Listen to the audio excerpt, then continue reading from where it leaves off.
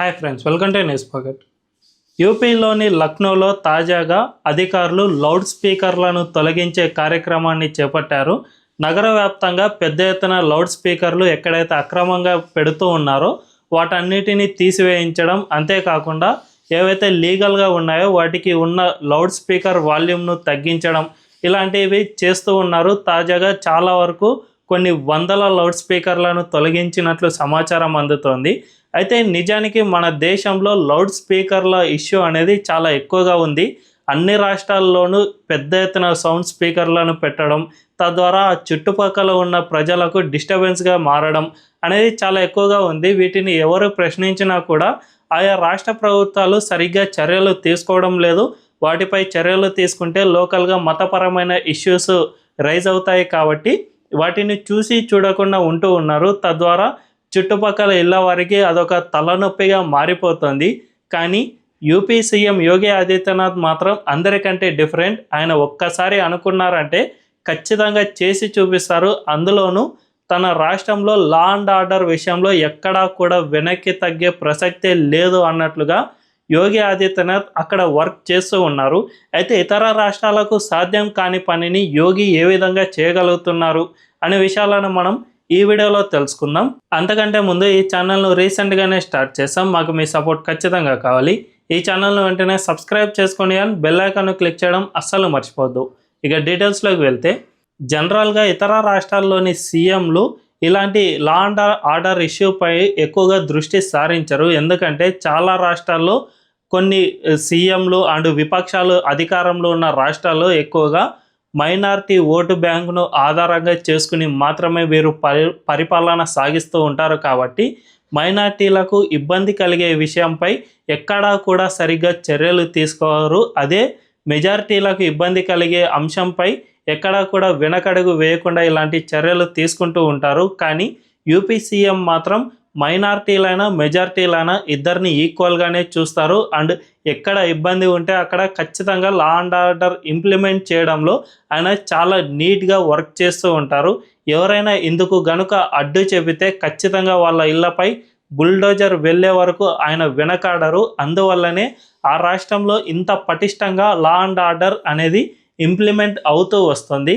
నిజానికి UP and Bihar ఇలాంటి రాష్ట్రాల్లో గతంలో మనం బీమారు స్టేట్స్గా పిలుచుకునే వాళ్ళం. ఆయా రాష్ట్రాల్లో గూండారాజ్ ఇలాంటివి చాలా ఎక్కువగా ఉండేవి. కొంతమంది ఎమ్మెల్యేలు అయితే లోకల్గా గవర్నమెంట్ను కాదని వీళ్ళే స్వతంత్రంగా ఆర్మీని ఏర్పాటు చేసుకుని ఆ ప్రాంతం మొత్తాన్ని హస్తగతం చేసుకునే వాళ్ళు. సో ఇలా చేసినప్పుడు లోకల్గా చాలా వరకు చట్టాలను ఎవ్వరూ పాటించరు. కనీసం ట్రాఫిక్ రూల్స్ను సైతం పాటించరు. చాలామంది నల్లా బిల్లులు లేదంటే కరెంటు బిల్లులు ఇలాంటివి ఏమీ చెల్లించరు. మా ప్రాంతం మా రాజ్యం అనే విధంగా అక్కడ వ్యవహరిస్తూ ఉంటారు. ఒక్కసారి హైదరాబాద్లోని పాత బస్తీలో చూస్తే ఇలాంటివి ఎన్నో జరుగుతూ ఉన్నాయి. అక్కడ పెద్ద ఎత్తున విద్యుత్ డెఫిషియన్సీ అనేది చాలా ఎక్కువగా జరుగుతుంది. అంటే విద్యుత్ సరఫరాకు వచ్చే బిల్లుల నుంచి ఆదాయానికి అసలు పొంతనే ఉండడం లేదు. కొన్ని డివిజన్లలో అయితే ఏకంగా 50% వరకు విద్యుత్ లాస్ అనేది వస్తుంది.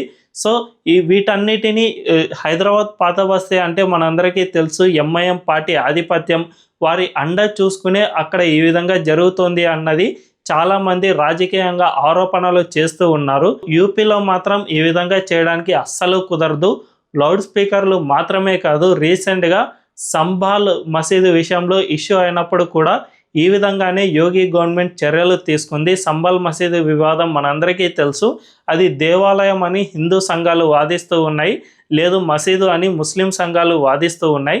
రీసెంట్గా కోర్టు అక్కడ మీరు ఆర్కియాలజీ సర్వే డిపార్ట్మెంట్తో సర్వే చేయించండి, అది దేవాలయమా మసీదా అన్నది తేల్చి చెప్పండి అనే విధంగా కోర్టు ఆదేశాలను ఇచ్చింది.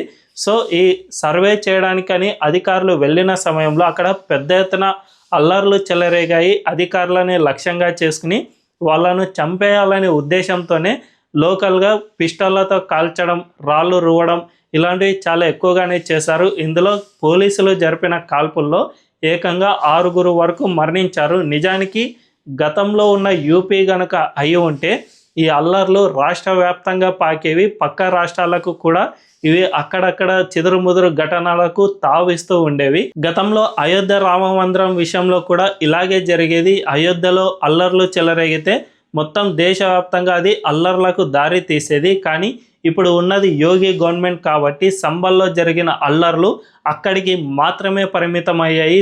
ఆ రాష్ట్రంలో ఎక్కడా కూడా చిన్న సంఘటన సైతం జరగలేదు. సంబల్లో కూడా జస్ట్ ఒక్కటంటే ఒక్క రోజు మాత్రమే ఈ అల్లర్లు కొనసాగాయి. ఆ మరుసటి రోజు అంతా సైలెంట్ అయిపోయింది. యోగి గవర్నమెంట్ అంత పటిష్టమైన యాక్షన్ ప్లాన్ తీసుకుంది కాబట్టి అక్కడ చాలా వరకు ప్రశాంత వాతావరణం నెలకొంది. అంతేకాకుండా ఈ సంబల్లో ఈ వివాదం జరిగిన తర్వాత యోగి గవర్నమెంట్ అధికారులు పూర్తి యాక్షన్ను తీసుకున్నారు. ఏకంగా విద్యుత్ శాఖ అధికారులు అక్కడ చేసిన డ్రైవ్లో చూసుకుంటే మొత్తంగా ఒక మసీదు నుంచి లోకల్గా ఉన్న మైనారిటీల ఇళ్ళన్నిటికీ మసీదు నుంచే విద్యుత్ సరఫరా జరుగుతోంది అని విద్యుత్ శాఖ అధికారులు గుర్తించారు. జనరల్గా మన దేశంలో మైనారిటీలకు సంబంధించిన ప్రార్థనా స్థలాలకు ప్రభుత్వాలు ఉచిత కరెంటును ఇస్తూ ఉంటాయి.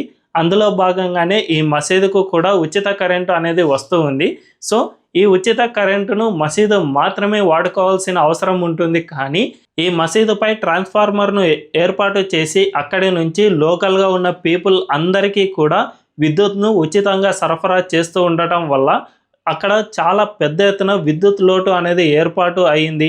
ఒకవేళ అధికారులు అక్కడ యాక్షన్ తీసుకోవాలంటే మైనారిటీలు ఎక్కడ తిరగబడతారో అనే భయంతో ఇప్పటివరకు యాక్షన్ తీసుకోలేదు. కానీ యోగి ఆదిత్యనాథ్ అక్కడ ఎప్పుడైతే ప్రాబ్లంను గుర్తించారో వెంటనే అధికారులను రంగంలోకి దింపారో అక్కడ మొత్తం విద్యుత్ చౌర్యం మొత్తాన్ని కట్ చేసేశారు. అంతేకాకుండా చాలామంది ఎమ్మెల్యేల ఇల్లు రోడ్లను ఆక్రమించి నిర్మించారని గుర్తించిన వెంటనే వాటన్నింటినీ కూలదోశారు. దీంతో పాటు చాలా దేవాలయాలను సైతం లోకల్ పీపుల్ ఆక్రమించి కట్టారని గుర్తించి వాటన్నిటినీ కూలదోశారు.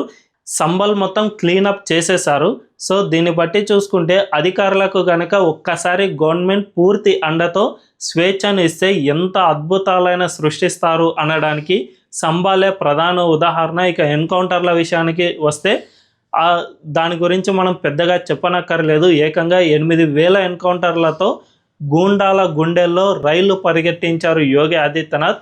ఒకవేళ యూపీలో ఉంటే జైల్లో ఉండాలి, లేదంటే యూపీ బయట ఉండాలి అనే విధంగా ఒక నరేటివ్ను సైతం క్రియేట్ చేయడంలో యోగి చాలా వరకు సక్సెస్ అయ్యారు.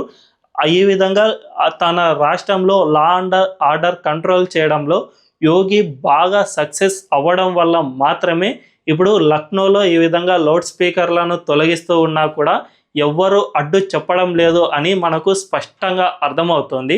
ఇలాంటి లా అండ్ ఆర్డర్ ఇష్యూనే అన్ని రాష్ట్రాల సీఎంలు తీసుకోవాల్సిన అవసరం ఎంతైనా ఉంది. ఎందుకంటే ఒక్క పాత బస్తీ విషయంలోనే చూసుకుంటే విద్యుత్ శాఖకు ఏకంగా కోట్లలో నష్టం వస్తున్నా కూడా ప్రభుత్వాలు చూసి చూడనట్లు వ్యవహరిస్తూ ఉన్నాయి. అక్కడ ప్రభుత్వాలు అధికారంలో ఉన్నప్పుడు లా అండ్ ఆర్డర్ను కంట్రోల్ చేయాల్సిన బాధ్యత వారిపైనే ఉంటుంది. కాబట్టి అన్ని రాష్ట్రాల్లో ఉన్న ఇలాంటి ఇష్యూస్ను అన్ని రాష్ట్రాల సీఎంలు క్లియర్ చేస్తూ వెళితే అప్పుడే మన దేశం బాగుపడుతుంది. లేకపోతే మన దేశం ఇలాగే థర్డ్ వరల్డ్ కంట్రీగా ఇంకా కొనసాగుతూనే ఉంటుందే తప్ప మన దేశం అభివృద్ధి చెందుతోంది అని చెప్పుకోవడమే తప్ప మన దేశాన్ని అభివృద్ధి చెందిన దేశంగా మనం ఎప్పుడూ చెప్పుకోలేము అన్నది స్పష్టంగా అర్థమవుతుంది. ఈ వీడియో కనుక మీకు నచ్చినట్లయితే ఖచ్చితంగా మా ఛానల్ను సబ్స్క్రైబ్ చేసుకొని బెల్ ఐకాన్ను క్లిక్ చేయడం అస్సలు మర్చిపోవద్దు. Thank you.